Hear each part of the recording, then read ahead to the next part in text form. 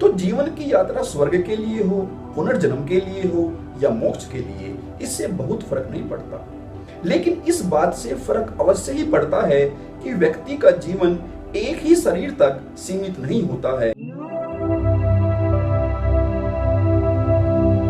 दोस्तों, जब सुकरात को जहर दिया जा रहा था और मृत्यु धीरे धीरे सुकरात में प्रवेश कर रही थी, तो उसका एक मित्र क्रेटो सुकरात से पूछता है कि आप धीरे धीरे मृत्यु में प्रवेश कर रहे हैं और कुछ ही देर में आप मर जाएंगे, लेकिन आप बिल्कुल भी चिंतित और परेशान नहीं लग रहे हैं। तब सुकरात ने कहा कि यदि मैं मरकर अंतिम रूप से मर गया तो फिर चिंता का कोई कारण नहीं, क्योंकि जब मैं मिट ही जाऊंगा तो चिंता किस बात की, और यदि यह मेरी अंतिम मृत्यु न हुई तब भी तो चिंता का कोई कारण मुझे नजर नहीं आता, क्योंकि यदि मुझे यह मृत्यु अंतिम रूप से नहीं मार पाई तब तो मैं दूसरे रूप में जीवित रहूंगा ही, तब भी परेशानी का कोई कारण मुझे नजर नहीं आता।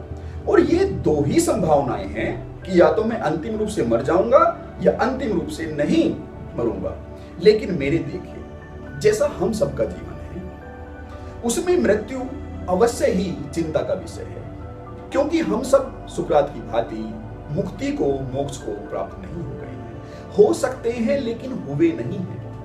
लेकिन साथ ही यह भी सत्य है कि सुकरात के लिए अवश्य ही मृत्यु चिंता का विषय नहीं रहा होगा। और सुकरात ही नहीं, अनेकों बुद्ध पुरुष मोक्ष को, मुक्ति को प्राप्त हुए हैं। पहली स्थिति में हम सबके लिए गौर करने की बात यह है कि यदि हर व्यक्ति की यह जीवन यात्रा अंतिम यात्रा है, तो इस यात्रा का अंत मोक्ष के रूप में, महापरिनिर्वाण के रूप में, मुक्ति के रूप में होना चाहिए, जैसा कि कुछ गिने चुने महापुरुषों को फलित होता है। कुछ ही पुरुषों को फलित होता है, लेकिन इसका यह मतलब बिल्कुल नहीं है कि कुछ ही लोगों को वह अधिकार मिल सकता है, बाकी को नहीं। सब ही इसके समान रूप से अधिकारी है, लेकिन वह अधिकार हासिल करना होता है। हम सब उसके अधिकारी हो सकते हैं। हमारे जीवन की यात्रा का चुनाव ही हमें अधिकारी या अनाधिकारी बनाता है। अब दूसरी स्थिति पर आते हैं कि यदि इस मृत्यु उपरांत भी जीवन होता है, पुनर्जन्म होता है, तो हमारे आगे की जीवन यात्रा वहीं से शुरू होगी जहां से छूट गई थी।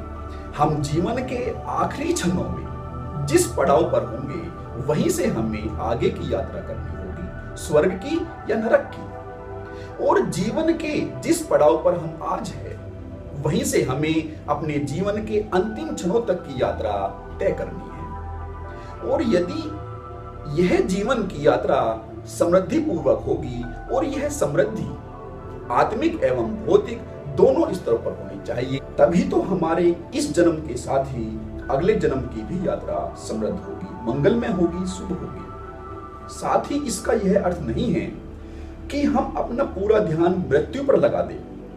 नहीं, हमें ध्यान वहीं लगाना है जहां हम अभी है, जीवन के जिस पड़ाव पर अभी है, क्योंकि आगे की यात्रा इसी क्षण पर निर्भर करती है।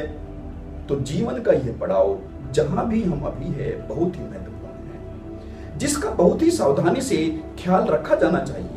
तो जीवन की यात्रा स्वर्ग के लिए हो, पुनर्जन्म के लिए हो या मोक्ष के लिए, इससे बहुत फर्क नहीं पड़ता। लेकिन इस बात से फर्क अवश्य ही पड़ता है कि व्यक्ति का जीवन एक ही शरीर तक सीमित नहीं होता है। हम एक दूसरे को प्रभावित करते हैं, क्योंकि हम इंटरडिपेंडेंट है, इंडिपेंडेंट नहीं।